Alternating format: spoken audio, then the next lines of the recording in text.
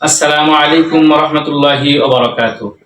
সম্মানিত প্রিয় দর্শক ও শ্রোতা, দেশে এবং প্রবাসে যারা আছেন সকলকেই ঈদ উল ফিতরের অগ্রিম শুভেচ্ছা ও অভিনন্দন জানাচ্ছি। ঈদ মুবারক। আমি আপনাদের সম্মুখে একটি গুরুত্বপূর্ণ বিষয় নিয়ে চলে আসছি। ইতিমধ্যে আপনারা জানতে পেরেছেন যে সৌদি আরব সহ বিভিন্ন দেশে আজকে ঈদ উল ফিতরের উৎসব উদযাপন করেছেন। আজকে বাংলাদেশের আকাশে চাঁদ দেখা গেলে আমরাও হয়তো আগামীকালকে ঈদ উল ফিতর এবং ঈদ উল ফিতরের উৎসব উদযাপন করব ইনশাআল্লাহ। সম্মানিত প্রিয় দর্শক ও শ্রোতা, তাই আসুন আমরা ঈদের রজনীর ফজিলত জেনে নেই। কিতাবের মধ্যে আসছে, নবীজি সাল্লাল্লাহু আলাইহি ওয়াসাল্লাম বলেন, মান কামা লাইলাতাইল ঈদাইনি মুহতাসিবান লাম ইয়ামুত কলবুহু ইয়াওমা তামুতুল কুলুব। যে ব্যক্তি ঈদের রজনীতে ইবাদত বন্দেগী করবে, আল্লাহর গোলামের মধ্য দিয়ে কাটাবে, তার দিল ওই দিন মরবে না যেদিন সমস্ত মানুষের অন্তর মারা যাবে। সুবহানাল্লাহ। যারা ঈদের রজনীতে ইবাদত বন্দেগী করবে তাদের দিল মরবে না, তাদের অন্তর মরবে না যেদিন সমস্ত মানুষের অন্তর মারা যাবে। আল্লাহ রাব্বুল আলামিন আমাদের সকলকে ঈদ উল ফিতরের এবং ঈদ উল আজহার রজনী ইবাদতের মধ্য দিয়ে, কোরআন তেলাওয়াতের মধ্য দিয়ে, আল্লাহ তাআলার জিকির আজকারের মধ্য দিয়ে কাটানোর তৌফিক দান করুন। সকলে বলে আমিন। সম্মানিত প্রিয় দর্শক ও শ্রোতা, আসুন আমরা ঈদ উল ফিতরের সুন্নাহ সমূহ জেনে নেই।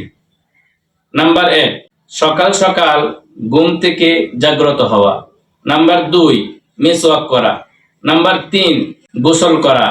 নাম্বার 4, শরীয়তের নিয়ম অনুযায়ী যথাসম্ভব সুসজ্জিত হওয়া। নাম্বার 5, সুগন্ধি লাগানো বা ব্যবহার করা। নাম্বার 6, সকাল সকাল ঈদগাহে যাওয়া। নাম্বার 7, ঈদগাহে যাওয়ার পূর্বে খুরমা বা মিষ্টি জাতীয় কিছু দ্রব্য খেয়ে যাওয়া। নাম্বার 8, পায়ে হেঁটে ঈদগাহে যাওয়া।